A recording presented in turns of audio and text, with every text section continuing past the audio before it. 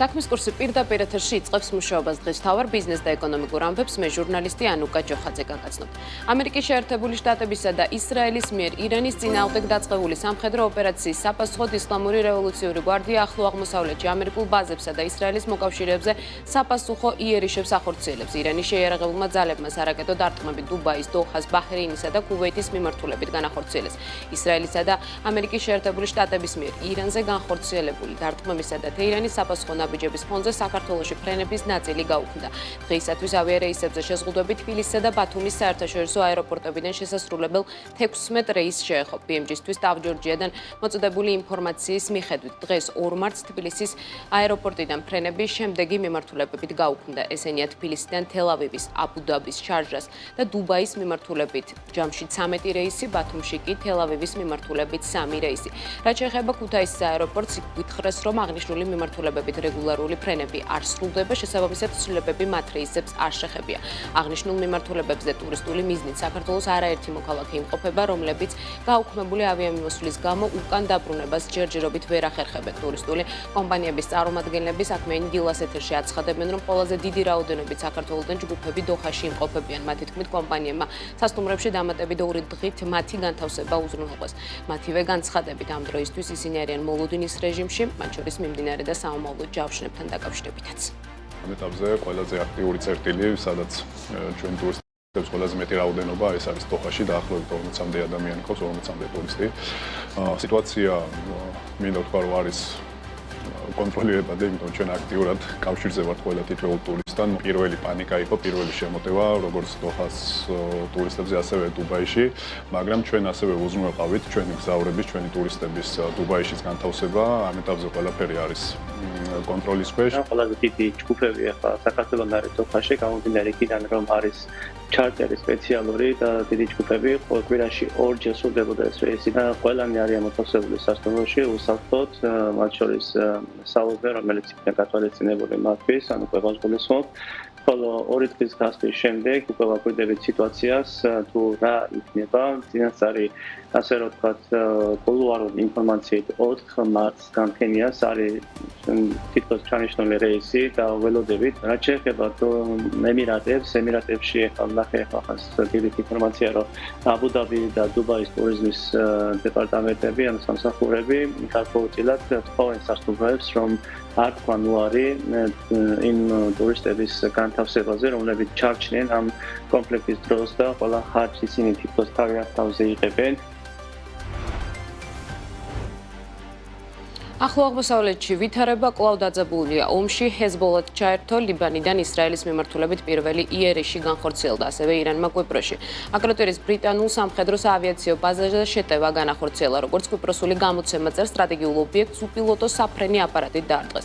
როგორც ცნობილია, შაბათს ამერიკის შეერთებულმა შტატებმა და ისრაელმა ირანზე იერიში მიიტანეს, რასაც ირანის უზენაესი ლიდერი აიათოლა ალი ხამენეისა და სხვა მაღალჩინოსნების სიცოცხლე ემსხვერპლო. ირანმა საფასუხო დარტყმები ისრაელის, ამერიკის შეერთებული შტატების აქტივებისა და ყურის რამდენიმე ქვეყნის წინააღმდეგ განახორციელა. საამიროების თავდაცვის სამინისტროს ცნობით, 2 ირანულმა დრონმა აბუ-დაბიში ალ-სალამის საზღვაო ბაზაზე მდებარე საწყობს დაარტყა. ამ ძიმარს უცხადებთ ირანელ ხალხს და ირანის ისლამურ რესპუბლიკას, სადაც მიმდინარე საომარმა მოქმედებებმა ყველაზე მეტი ადამიანის, მათ შორის უმაღლესი ლიდერის, სხვა პოლიტიკური ლიდერების, მრავალი უდანაშაულო ადამიანის და ათეულობით ბავშვის სიცოცხლე შეიწირა.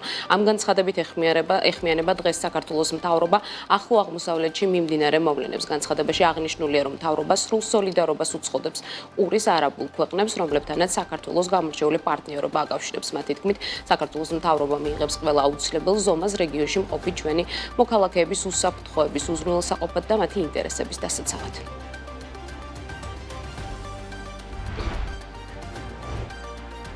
ამერიკული ნედლი ნავთობის ფასი 8%-ზე მეტით გაიზარდა და 1 ბარელზე $72.57 შეადგინა. პარალელურად ბრენტის მარკის საწვავი დაახლოებით 9%-ით $79.01-მდე გაძვირდა.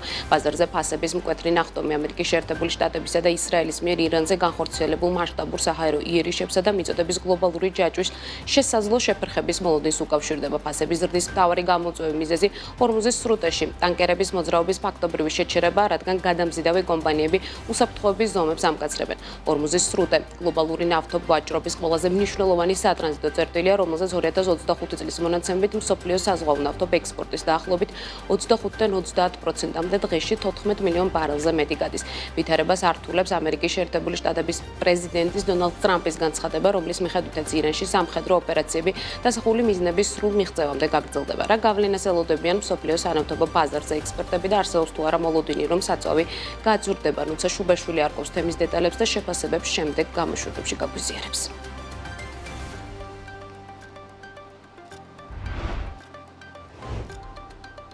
რაც შეეხება საქართველო-ირანის ეკონომიკურ კავშირებს, საქართველოში ირანული კაპიტალის მონაწილეობით 12864 ბიზნესია რეგისტრირებული, აქედან 2153 მოქმედია. ამის შესახებ სტატისტიკის ეროვნულმა სამსახურმა ბმჯ-ს გამოთხოვილი ინფორმაციის პასუხად იანვარში მოსწერა. უწყების ცნობით, მხოლოდ 2025 წელს საქართველოში 250 ირანული ბიზნეს სუბიექტი დარეგისტრირდა. რაც შეეხება ირანთან სავაჭრო ურთიერთობას, 2025 წელს ირანთან სავაჭრო ბრუნვა 290.5 მილიონამდე, 9.6%-ით შემცირდა. ოფიციალური სტატისტიკის მიხედვით საქართველო-ირანის სავაჭრო სალდო უარყოფითია და ვაჭრობაში ძირითად ნაწილს იმპორტი იკავებს, ანუ საქართველო იმაზე მეტ საქონელს ყიდულობს ირანში, ვიდრე ყიდის ექსპორტი გასულ წელს მცირედით 38.7 მილიონ ამერიკულ დოლარამდე 5.1%-ით გაიზარდა.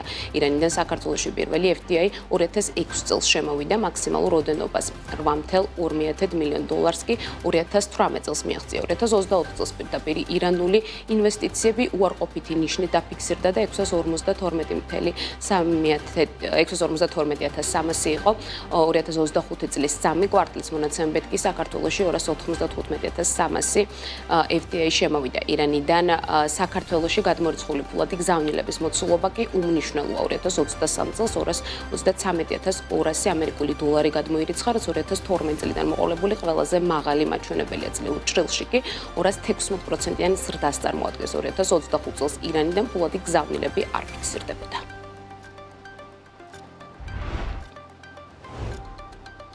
პირველი მარტიდან საქართველოში შრომითი მიგრაციის შესახებ კანონში ცვლილებები ძალაში შევიდა. უცხოელთა დასაქმების ახალი წესით, რომელიც 2026 წლის 20 თებერვლის დადგენილებით დამტკიცდა მთავრობამ მუდმივი ბინადრობის არ მქონე უცხო ქვეყნის მოქალაქეების დასაქმება, საკურიერო მომსახურების მგზავრთა გადაყვანისა და ტურისტებისთვის გიდების სერვისის მიწოდებასთან დაკავშირებულ სფეროებში სრულად აკრძალა. შრომითი მიგრაციის შესახებ კანონში ცვლილებები ასევე სავალდებულო ხდება შრომითი საქმიანობის უფლების მოპოვება ყველა იმ უცხოელისთვის, რომელსაც საქართველოში მუდმივი ბინადრობის ნებართვა არ აქვს და ადგილობრივ დამსაქმებელთან მუშაობა ან თვითდასაქმება სურს ფინანსური სარგებლის მიღების მიზნით.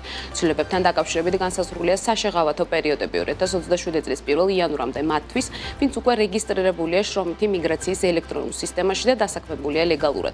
მეორე საშეღავათო პერიოდი კი ვრცელდება 2026 წლის 1 მაისამდე და იმ თვითდასაქმებულ უცხოელებს შეეხება, ვინც უკვე ახორციელებენ შრომით სამეწარმეო საქმიანობას საქართველოში. უცხოელთათვის შრომითი საქმიანობის უფლების ნებართვებს დასაქმების ხელშეწყობის სააგენტო გასცემს. შრომითი საქმიანობის უფლების გაცემის პროცესი სრულად ელექტრონულია და სარეგისტრაციო პორტალი უკვე 1 მარტიდან არის ხელმისაწვდომი. ნებართვის მიღება კი ფასიანია.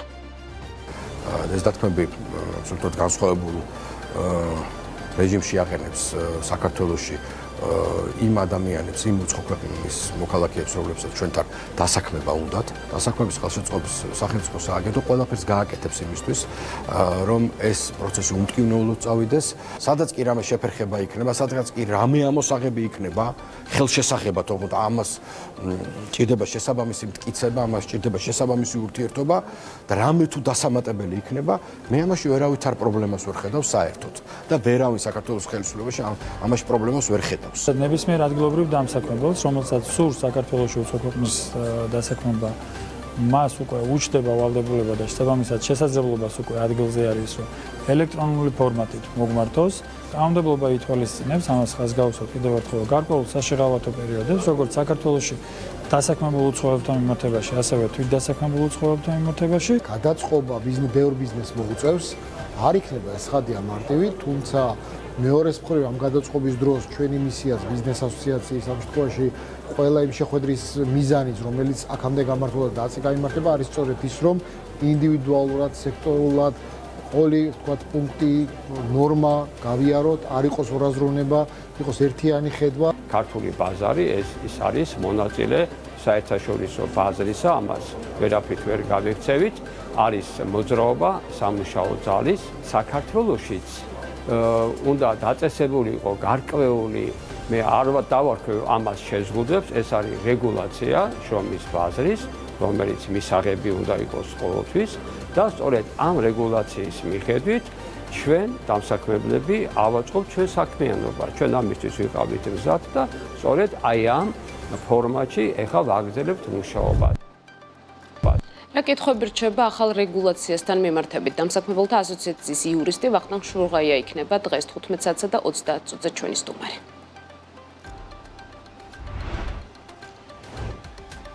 საქმის კურსი 12 საათსა და 30 წუთზე დასრულებულია, განახლებული ინფორმაციით 13 საათსა და 40 წუთზე დაგიბრუნდებით.